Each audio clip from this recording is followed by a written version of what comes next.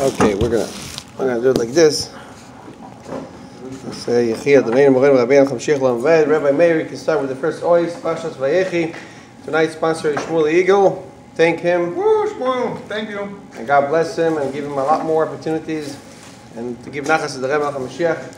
And to seat the Rebbe now. Okay, so the sixth parsha is Parshat Vayechi, and what's special about it is not just any random parsha that we're reading, but it's actually the conclusion of the whole first sefer of the Torah, Sefer Bereshis. And actually, Sefer Bereshis, in addition to its common name that we know of, Sefer Bereshis, it also has another name that is called Sefer HaYashar. And that is because this whole book of the Torah is discussing all the events which happened with our always Avraham, Yitzchak, and Yaakov, which they are called Yesharim, the righteous, upright ones. Now, this that we just finished this sefer, it speaks about all the different things which happened to the always, so we know that whatever happened to the always is a sign for their children. So that could be a lesson for each one of us, all the Jewish people, in our service of Hashem. And we're going to connect this idea that the always have some influence on us with the name of the sixth parsha as well as the theme of the parsha. So the name of the parsha is Vayechi Yaakov, by Yaakov being alive. And there's a specialty about Yaakov. Yaakov wasn't just one of the always, but he's called the Chira always, the one that was chosen out of all the always. He was the most special one. And his life, which is really the whole sum of this whole book of Bereshis, which discusses the always, right? He was like the greatest one of all of them. So his life is given over to all of us that we can follow his ways, and that we could also be living just like we're learning about in this sixth parsha about Yaakov living. And we also see this in the theme of the parsha. The sixth parsha, that's when Yaakov gives the bracha to his children, to the Shvatim. But it doesn't just mean his children, meaning the Shvatim, but that actually also means his children, all the Jewish people, till the end of the generations. And we know what Chazal say about Yaakov. It says Yaakov didn't die, just like his children are alive, so he's alive. So this time we're learning about Yaakov's life. It's actually an eternal life, because he lives through his children. That his children are alive. And what do we mean by alive?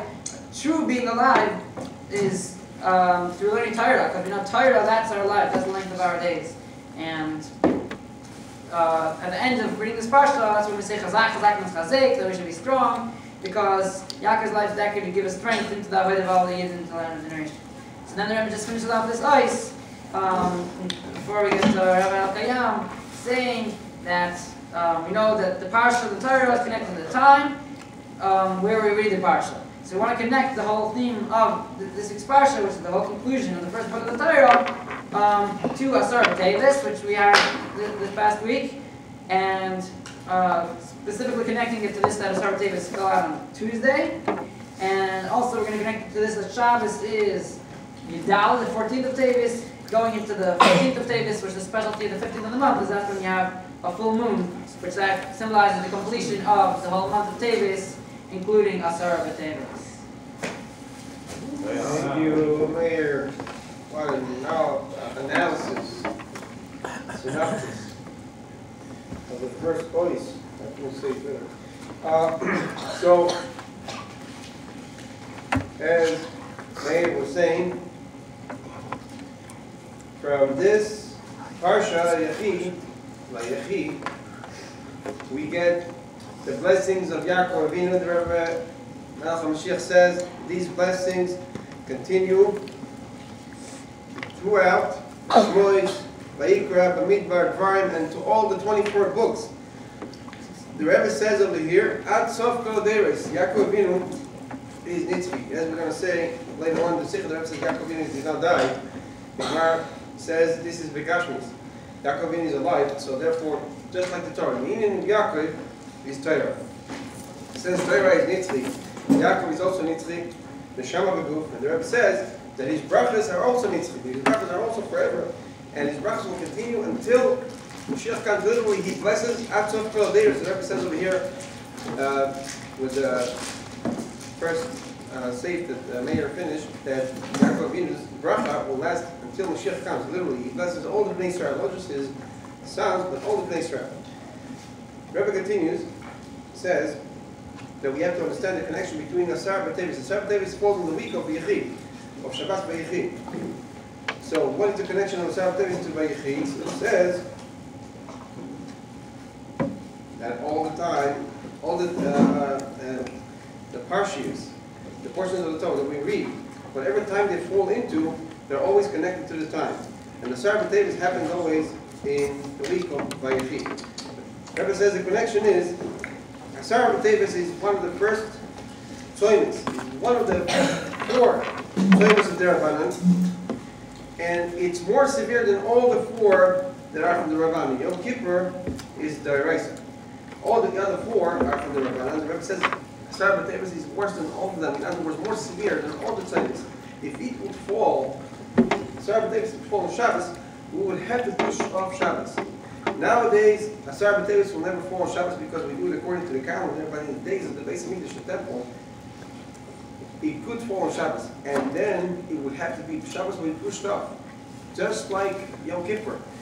It's even worse. Asar B'Tevis is more severe than Tisha B'Av, the day that the Beis Hamikdash was destroyed, and it's very similar to Yom Kippur because both Asar B'Tevis and Yom Kippur was said Be'etzem HaYom Hazeh, in this very day. The Rebbe says why? Why is it that Asar B'Tevis is so severe? The Rebbe says because this was the beginning. And without a beginning would not be a middle, would not be an end. Without a beginning would not be a destruction of the Beis Hamikdash. This was the first one. At first, Melech Babel, the king of Babel, surrounded the walls of Yerushalayim. He surrounded them. And then Shiva Sabbath he broke the walls. And then Tisha B'Av, he burned the Beis Hamikdash. And after that, the last time, the last fast that the Rabbanan gave was Eyal Elkayam, right? And that's the last one. But we see that Asar B'Tevis was the beginning. And if there wouldn't be a beginning, there wouldn't be a middle, there wouldn't be an end. So therefore, Asar B'Tevis is more severe than all the 4 tzoynos. But then the Rebbe says, as the Rebbe is always, the Rebbe always shows how, in essence, everything is good. So the Rebbe turns over here and says like this. Just like we see, that Asar B'Tevis is very hard and harsh, and more severe than all the other fasts. So it is the best one of all of them.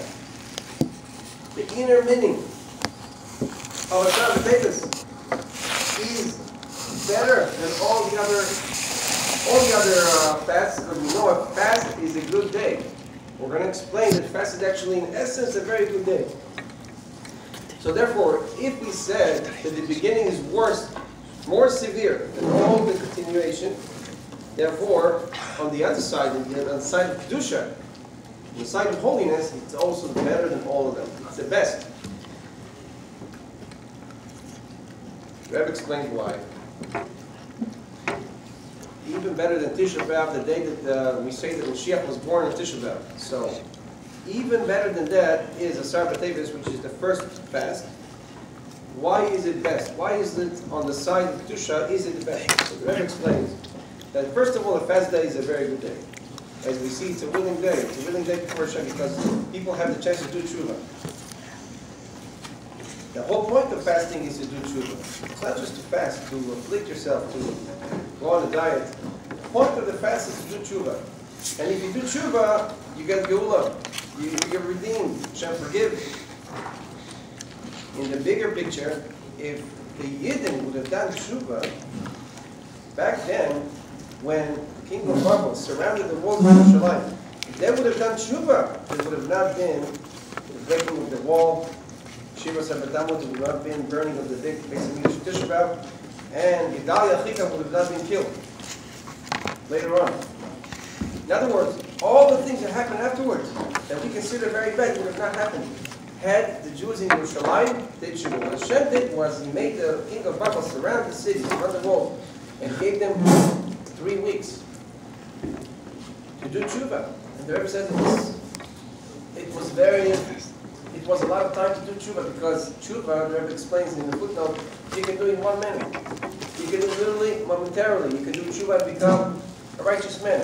And the Rebbe says you don't have to be righteous to do tshuva. You can do tshuva as a regular guy. You can do tshuva right away, on the spot. Hashem forgives, and everyone is redeemed, and nothing would have happened. The king of Babel would have not broken the wall, would have not burnt the face of Mikdash. Nothing would have happened. Everyone would have been safe, not touched.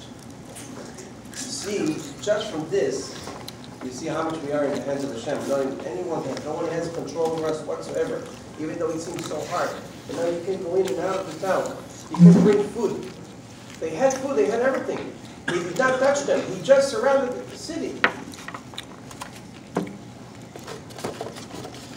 He did not do anything. All they had to do was tshuva, but they didn't do tshuva, and therefore everything else happened afterwards. So now we see, the Rebbe explains why Tzar B'Tevis is also very good in essence, because it reminds the Jew to do tshuva. That if you do tshuva, everything will be okay. You will not have to be hard. Nothing will happen. And what did the king do? The king of Babel do? He just surrounded the town. He surrounded the city. He did not touch them yet. He wanted just to remind him to do tshuva. That's all he wanted. But he didn't do it. The Rebbe goes on. This is not enough. The Rebbe wants to explain further why Tzar B'Tevis is really good.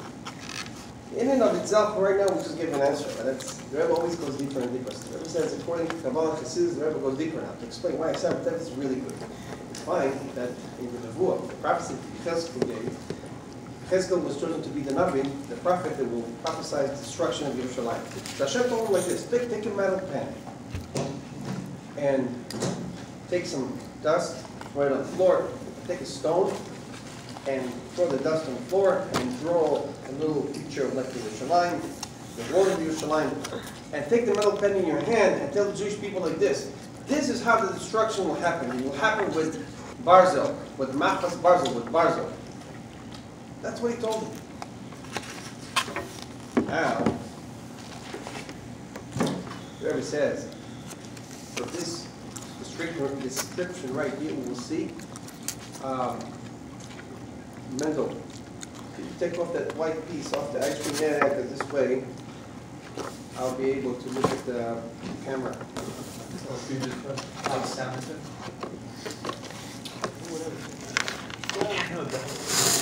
No.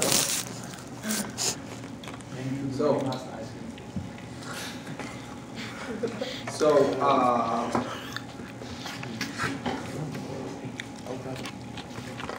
the Rebbe says like this. He told him to take a metal pen. A metal, no, iron. Should I say iron or metal? What should I say? I heard someone that was just saying iron. Iron, right? Metal is different than iron? I don't know. Iron is a metal, but not metal is iron. Huh? Iron is metal. I heard iron, right? Iron. So you don't take an iron now, like a pan of iron, and with that, you should show the Jewish people that this is how you will be destroyed. Therefore, this is how Jerusalem will be destroyed with metal, with iron. Again, I'm going back to metal. So the Rebbe says, why? Why did he tell him iron? Why did he pick out iron? The Rebbe says we know that iron was totally negated in building of the base of Mikdash. We know the first and second base of Mikdash, Hashem commanded do not use any iron. Anyone knows why? Yeah. Because it used to kill. And then Right. In Katega. I mean, I don't need to test you. I know a lot of you know the answer. But iron shortens a person's life. And the Mizbeach, the base of Mikdash, lengthens a person's life. The Mizbeach is to make shalom between Hashem and the Jewish people. Hashem forgives through the base of Mikdash. You take iron, which you make sword out of, which you make guns from, which you make weapon, artillery from iron. Huh? Whipping. Yeah, listen, I'm Israeli, don't forget. So, this shortens a person's life. Therefore, in the construction of the base of Mikdash, Hashem forbade to use iron whatsoever. You could not see any iron being used in the building of the base of Mikdash. Therefore, here comes Yechezkel and he tells them, you will be destroyed. Your Yerushalayim will be destroyed with iron, with Barzel. I will use now, from now on, I will use the word Barzel. Barzel is iron. Okay? Because the Rebbe used barzel. It's beautiful. It explains the whole thing from this word, barzel. Barzel is iron. Now, iron is very hard. It's even harder than stone. The Rebbe goes on to say like this. Remember, we wanted to explain now further why Asar B'Tevis is really, in essence, very, very good. Essentially, very, very good. The Rebbe goes into a whole deep explanation, beautiful explanation about from iron, from barzel, that makes Asar B'Tevis really, really the best of all 4 fasts internally. The meaning of Asar B'Tevis is really essentially very, very good. So the Rebbe goes on to explain.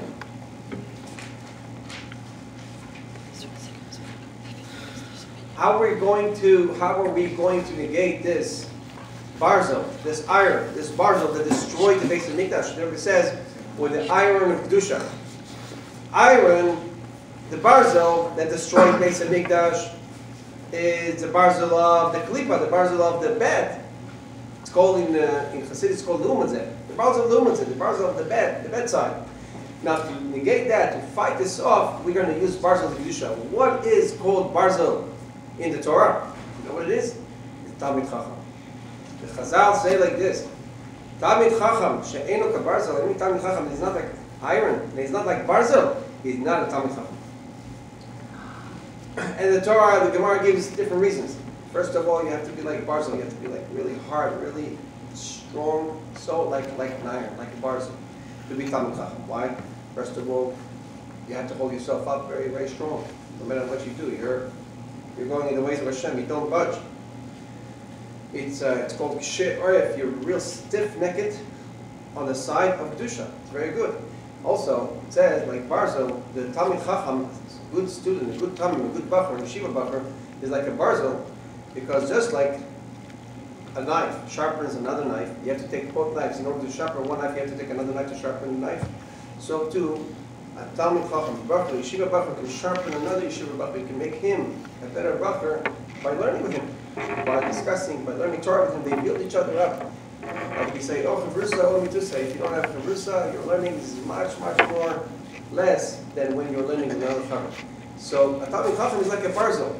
He is very strong, but he needs another Chaver to learn with, and they become much stronger. Both of them become much stronger than if they would learn on their own. So a Talmid Chacham is a barzel. We take the barzel of Kedusha, and we are fighting off the barzel that destroyed the base of Mikdash. And this is the Avodas Hashem. If they would have done tshuva, if they would have kept themselves like barzel, they would have kept themselves strong and do tshuva, the wall would have been kept, nothing would have happened, no harm would have been done, the base of Mikdash would have not been destroyed.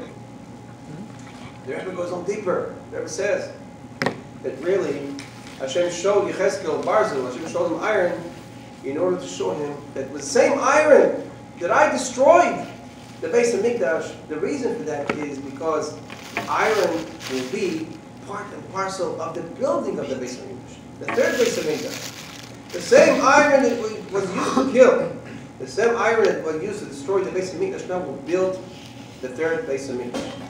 We are still continuing with understanding why Asar B'Tevis is so deep, so deep is good in Asar B'Tevis itself. So the Rebbe goes on like this. The 3 base of Mikdash are compared to Kesef, Zav, and Cheshes. Gold, silver, and copper. Kesef like Abraham, Zav like... Can you give me 1,000? Zav is like Abraham, Yitzchak is like Kesef, Yaakov is for the Cheshes, and Zav is the first base of Mikdash. Gold is like compared to the first base of Mikdash because everything was there, nothing was missing. Everything was beautiful. They didn't even think it would ever be destroyed. Then it was destroyed, and then came the second base of Mikdash. And Kesef, it's compared to Kesef, compared to silver, because Kesef, in Parshat Tevis, it's the acronym of Sheyesh Sakanat Pachad, when there is a reason to be afraid. When there is a reason for fear. In other words, there's a reason to be afraid, because now the first one was destroyed, now there's a reason to be afraid, the second one will be destroyed as well. Isn't sakana mean danger? Sakana means danger, right. There's a reason to be afraid that the second one will be destroyed again. That's why the second base of Mikdash is compared to silver. Third base of Mikdash is compared to copper. Copper is the acronym of Vayechi. Vayechi is Choshes is Choyle she'omer klum. In other words, the Rebbe says it's a sick man that's asking. Tinas choyle she'omer klum. A sick man is asking for healing, for something to revive him, something to bring him back to his previous situation. Yeah, Choshes. And the Rebbe gives the acronym. The Rebbe says now the Jewish people, after the second base of Mikdash, the third one is compared to, they're in Galus right now. Not the third one yet. They're just asking for healing. What's the best healing they're asking for? Third base of Mikdash. The longest lasting base of Mikdash. Forever base of Mikdash. A Nitzchi. Mashiach, Geula, that's what they're asking for. And the one who gives, Allah says, the Rambam says, if you give, you have to give it you have to give it graciously. Not be a cheap, greedy guy, give a little bit on the table, whatever. You have to give graciously. Hashem gives, very gracious. The third one will be forever. And that's what the third one is compared to copper. But really, it reveals even lower than that, Barzil reveals iron. Iron symbolizes eternity.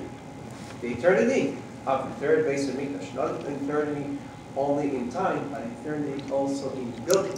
It will be majority of the building, of the construction of the base of Mikdash will be from metal, will be from iron, from Barzil. That's why David HaMelech, King David, he gathered together 100,000, I would say, pounds, which much more than pounds, called kikar. 100,000 kikar of iron, of Barzil, in his time. Everybody was busy, collecting gold and silver. David HaMelech said, I collected all the gold. Hashem told me, you cannot build with your hands. Shlomo, your son will build it because your hands are full of blood. But you can gather everything. David lasted, he yearned so much to build the base of Mikdash. And he did everything, he didn't have to do nothing. He brought all the building materials together. But you know what he brought as well? 100,000 kikar of iron. I don't know how to say kikar, but it's much more than pounds. But let's just, huh? It could be, because it says it had no number. The metal, the iron that he gathered together, for what? You cannot use it. You cannot use it for building the first one. You can only use it for building the second one. You don't want to get it for. You get it for the third base of Mikdash. David HaMelech in his time already knew that metal would be used as the main building ingredient for the third base of Mikdash. He gathered all of it for the third base of Mikdash. Whoever brings it down over here. So let's stop off over here and just say for 1 second summary. Hashem told him to take a pan made of Barzil, made of iron, right? And this is what he showed me. This is how the temple will be destroyed. Now you see the deep message, deeper and deeper as we went into how good, essentially good, was the message of Hashem to say that this is really going to be the main ingredient in building the third base of Mikdash will be iron. And that's what he told the Navi. Yes, to them, you will say this, but really the inner message is that this will be the ingredient for constructing the third base of Mikdash. Now, ever since if you really look at it graphically, you cannot start building without destroying first. If you want to build a house over here, you have to destroy the first one first in order to build the second one, to build the new one. So, would you say that destroying the first one was destruction, or would you say it's part of the building? It's part of the building. If you're destroying the base of Mikdash, the second base of Mikdash and the first one, it's really in order to construct, to bring in, to be able to build the third one. So would you say that the destruction of the first and the second one is for the sake of destruction? It's only for the sake of building the third one. You cannot start the construction of the third if you don't have the second one destroyed. So really, the Rebbe says, the whole reason for destroying the second base of Mikdash and the first one is in order to build the third one. And this is where we're going to see that metal is being used, iron is being used, Barzil is being used.